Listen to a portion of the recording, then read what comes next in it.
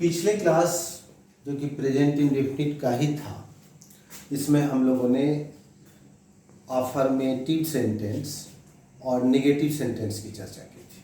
अब हम लोग करेंगे इंट्रोगेटिव सेंटेंस। इंट्रोगेटिव सेंटेंस अर्थात प्रश्न सूचक वाक्य, वैसा प्रश्न वैसा वाक्य जिनसे हम प्रश्न पूछने का काम करते हैं। जैसे क्या तुम अंग्रेजी पढ़ते हो या तुम क्या पढ़ते हो। अब यहाँ पर देखेंगे कि दोनों प्रश्न दो तरह का है और इसीलिए अध्ययन की सुविधा के लिए हम लोगों ने इसको दो भागों में बांटा है। पहला शॉर्ट आंसर टाइप इंट्रोगेटिव, जिस प्रश्न का आंसर यस या नो में हो जाए। जैसे क्या तुम अंग्रेजी पढ़ते हो, तो इसका आंसर हम लोग अगर पढ़ते हैं तो बोलेंगे यस, नहीं पढ़ते हैं तो बोलेंगे नो। लेकिन अगर पूछा जाए कि तुम क्या पढ़ते हो, तो इसका आंसर यस नो देने से काम नहीं चलेगा। बताना पड़ेगा कि हम अंग्रेजी पढ़ते हैं, हिंदी पढ़ते हैं या जो भी पढ़ते हैं। तो ये जो जिस क्वेश्चन का आंसर विस्तार से दिया जाए उसको कहेंगे लॉन्ग आंसर टाइप। तो जब प्रेजेंट इंडेफिनिट में शॉर्ट आंसर टाइप वाक्यों को बनाना होगा तो इसके लिए हम लोग ये स्ट्रक्चर का प्रयोग करेंगे, जिसमें सबसे पहले डू या डज का प्रयोग करेंगे, उसके बाद सब्जेक्ट, तब भाग का पहला रूप, उसके बाद ऑब्जेक्ट और लास्ट में क्वेश्चन मार्क जरूर देंगे। डज का प्रयोग जैसा कि नेगेटिव में हम लोग करते थे, थर्ड पर्सन सिंगुलर सब्जेक्ट के साथ, मतलब ही, सी, इट या कोई भी नाउन, एनी, इसके साथ हम लोग डज लगाएंगे और बाकी सबके साथ do with the rest of the subject do का प्रयोग करेंगे। अब देखिए अब फर्स्ट एग्जाम्पल, क्या हम लोग अपने देश से प्यार करते हैं। हम लोग सब्जेक्ट यहाँ है हम लोग, तो चूंकि ये फर्स्ट पर्सन प्लूरल नंबर है इसलिए इसके लिए हम लोग डू लगाएंगे। डू सब्जेक्ट है we, do we verb love our country, do we love our country. दूसरे एग्जाम्पल में देखिए, क्या वह दिन में सोता है। अब सब्जेक्ट है वह, थर्ड पर्सन सिंगुलर नंबर, तो इसके लिए हम लोग डज लगाएंगे। तो does subject he, does he verb हो गया स्लीप और ऑब्जेक्ट हो गया डे। तो does he sleep at day. फिर अगले एग्जाम्पल में देखिए, क्या दुनिया रजाई बनाता है। दुनिया चूंकि थर्ड पर्सन सिंगुलर नंबर है इसलिए इसके लिए डज लगाएंगे। डज द कार्डर मेक क्विट। तो ये हुआ शॉर्ट आंसर टाइप इंट्रोगेटिव और इसका स्ट्रक्चर इस स्ट्रक्चर पर हम बनाएंगे। लॉन्ग आंसर टाइप इंट्रोगेटिव अर्थात जिस प्रश्न का आंसर यस नो में नहीं हो, उसके लिए स्ट्रक्चर है कि सबसे पहले हम लोग IW मतलब इंट्रोगेटिव वर्ड का प्रयोग करेंगे। इंट्रोगेटिव वर्ड को इंट्रोगेटिव प्रोनाउन या WH क्वेश्चन भी कहा जाता है। जिस वर्ड से, जिस प्रोनाउन से हम प्रश्न पूछने का काम करते हैं उसको हम कहेंगे इंट्रोगेटिव वर्ड या इंट्रोगेटिव प्रोनाउन। जैसे क्यों, कहाँ, कैसे, किस लिए, कौन, ये सब हुआ interrogative word. Who, why, where.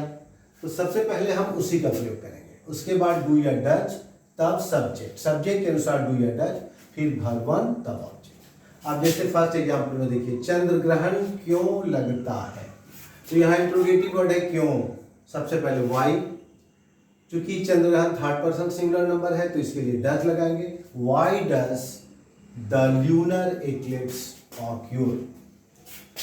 दूसरे एग्जांपल, लोग पैसे के पीछे कब भागते हैं। अब यहाँ इंट्रोगेटिव वर्ड है कब, तो सबसे पहले व्हेन, उसके बाद चूंकि लोग है सब्जेक्ट तो लोग के लिए हम लोग डू लगाएंगे। When do people run, V1 हो गया रन आफ्टर मनी। वह देश की सेवा कैसे करता है, यहाँ इंट्रोगेटिव वर्ड है कैसे, तो सबसे पहले हाउ और चूंकि सब्जेक्ट यहाँ ही है तो इसके लिए हम लोग डज लगाएंगे। How does he serve the country, वह देश की सेवा कैसे करता है। How does he serve the country. तुम संगीत कहाँ सीखते हो। यहाँ चूंकि सब्जेक्ट है सेकेंड पर्सन तो यहाँ हम लोग डू लगाएंगे। Where do you learn music, तुम संगीत कहाँ सीखते हो। इसके बाद इंट्रोगेटिव कम निगेटिव, वैसा प्रश्न जिसमें नकारात्मक भाव है, प्रश्न के साथ साथ नकारात्मक भाव, मतलब निगेटिव इंट्रोगेटिव। जैसे क्या तुम अंग्रेजी नहीं पढ़ते हो, क्या तुम बाजार नहीं जाते हो, इसका भी शॉर्ट और लॉन्ग होगा। शॉर्ट आंसर टाइप में हम लोग क्या करेंगे, सबसे पहले डू या डज का प्रयोग, उसके बाद सब्जेक्ट, तब नॉट, उसके बाद वर्ब का पहला रूप, फिर ऑब्जेक्ट, तब लास्ट में क्वेश्चन। इस नॉट को हम यहाँ भी लगा सकते हैं डू डज के बाद, तो ये नॉट हमेशा संक्षिप्त रूप में रहेगा, डोंट, डजंट, तब सब्जेक्ट, उसके बाद गिवन, तब ऑब्जेक्ट। जनरली हम लोग रिटन में इसका प्रयोग करते हैं और स्पोकन में ये वाला स्ट्रक्चर का प्रयोग करते हैं। ऐसे आप दोनों ही बना सकते हैं, दोनों में से जो भी आपको सही लगे वो आप बना सकते हैं। अब जैसे एग्जांपल देखिए, पहला, क्या वह गुरुवार को दाढ़ी नहीं बनाता है, इसमें इंट्रोगेटिव भी है और निगेटिव भी है। तो सब्जेक्ट चूंकि वह है, इसके लिए हम लोग डज लगाएंगे, does he not stay on Thursday. दूसरा एग्जांपल, क्या तुम्हें खतरा से डर नहीं लगता है, यहाँ सब्जेक्ट यू है, इसको हम लोग इस पैटर्न पे भी बना सकते हैं, डोंट वाला। तो डोंट, यहाँ पर नॉट हम लोग पहले लगाते हैं, डोंट यू फियर डेंजर। क्या वह कभी शर्माता नहीं है, तो does he not ever blush. तो इस स्ट्रक्चर से हम लोग इंट्रोगेटिव कम निगेटिव का शॉर्ट आंसर टाइप क्वेश्चन बना सकते हैं। इंट्रोगेटिव कम निगेटिव का लॉन्ग आंसर टाइप क्वेश्चन जिसका आंसर यस नो में ना हो, इसके लिए सबसे पहले फिर हम लोग इंट्रोगेटिव वर्ड लगाएंगे, फिर do does, subject, not, verb one, object, question mark. इसको हम इस तरह से भी कर सकते हैं, इंट्रोगेटिव वर्ड के बाद डू या डज, और तब नॉट यहाँ लगा देंगे तो शॉर्ट में, उसके बाद सब्जेक्ट, गिवन, ऑब्जेक्ट, क्वेश्चन। आप पहले एग्जाम्पल में देखिए, चांद कब नहीं उगता है, यहाँ पर इंट्रोगेटिव वर्ड है कब, तो पहले वेन डज, चांद के लिए does, when does the moon not rise, rise या कम आउट भी लिख सकते हैं आप, when does the moon not rise. Last में क्वेश्चन, वह गरीबों की सेवा क्यों नहीं करता है, तो why does he not serve the work. हम लोग रविवार को कहाँ नहीं जाते हैं, यहाँ इंट्रोगेटिव वर्ड है कहाँ, तो सबसे पहले वेयर, सब्जेक्ट है वी, तो वेयर वी के लिए हम लोग लगाएंगे डू या डज। तो where do we not go on Sunday, where do we not go on Sunday. तो इस तरीके से हम लोग आज प्रेजेंट इंडेफिनिट को समाप्त करते हैं। अगले क्लास में हम लोग प्रेजेंट कंटिन्यूअस की चर्चा करेंगे।